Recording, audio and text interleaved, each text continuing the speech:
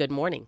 I'm Janette Millin Young, your senator, your voice, your advocate in the 29th legislature, not at all pleased with the distasteful manner that professionals in the education department, including teachers, have been dismissed from their jobs this week. I began to get reports over the long holiday weekend that a new wave of terminations of government employees was imminent and that employees in the education department were being targeted. Over the past year, I have spoken at length with teachers, administrators, and students during my various school visits throughout the territory. The overall sentiment is one of solidarity among school unit families.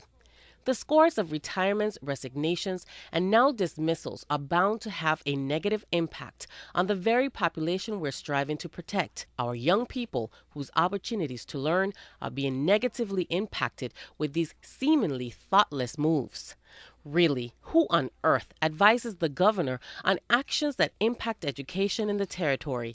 What is the long-range goal that is being sought to be achieved? What is the thought process for these dismissals? I will be inviting Education Department officials to answer these and other pressing questions and concerns to an Education, Youth, and Culture Committee hearing within the next few weeks. But there is a bigger question. Why are wholesale firings taking place and how are they being handled throughout government? Let me be clear. I am not going to put my hand over the fire to protect employees who are dismissed for cause, because I understand that no employer, government or otherwise, should be held hostage to non-productive, unreliable, or disruptive employees. However, employees should be afforded a process of disciplinary actions depending on the gravity of those actions. The problem I have with the most recent wave of firings is that it does not seem that these employees had even a suspicion that they were being targeted for dismissal, and the Education Department remains tight-lipped about the reasons why. I don't want to seem like I don't know the rules of confidentiality concerning personnel issues, but here's my wonder. With hundreds of dismissals over a 2-month period in a small community like ours, after the executive branch has gotten authorization to borrow up to $120 million, and after the administration has gotten its wish to increase gross receipt taxes on local businesses, one is left with having to connect the dots, and I can only surmise that the administration is not holding its end of the bargain to hold off on the wholesale government employee terminations.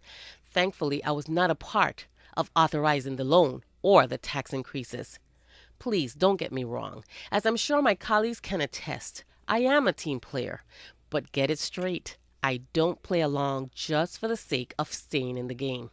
I'm in the business of consensus building in the Senate. My aim, or one of them at least, is to empower others to play a role in the positive development of our territory. And I don't for 1 minute like or condone the handling of these firings. That is why on Tuesday during a Finance Committee hearing, on the hint that these firings were on their way, I called on the Finance Committee chairman to convene a meeting with the governor's financial team as soon as possible to determine the administration's position on our cash flow status, on how many employees are still left to be dismissed, the target amount that needs to be reached to satisfy part of the budget deficit, and regarding what is the new magic number that represents our deficit.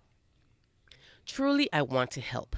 That is why I'm feverishly pursuing the success of the legislature's economic summit that should get underway within the next few weeks. I am a believer of not just brainstorming new ideas, but on following up on the viable ones. Likewise, I'm also currently trying to convince, amazingly so, administration officials on the need for a comprehensive crime and public health task force. There's no great science to it, and perhaps it sounds more daunting than it is. My goal is to have a group of government officials to meet and exchange valuable information. Key players for the success of this group are the police, health, human services, hospitals, and planning and natural resources. They can share important statistics and other data, as well as other helpful information to recommend programs, policies, and legislative proposals to curb the incidence of crime and garner us more federal funding. Crime costs us dearly in the loss of lives and in the pocket. As I shared with you last week, we cannot continue to do things the same old way. We must measure twice and cut once. We cannot afford to ignore the benefits of working together. Yes, together, which should mean more than a campaign slogan. I'm Janette Millin Young, your senator, your voice, your advocate in the 29th legislature.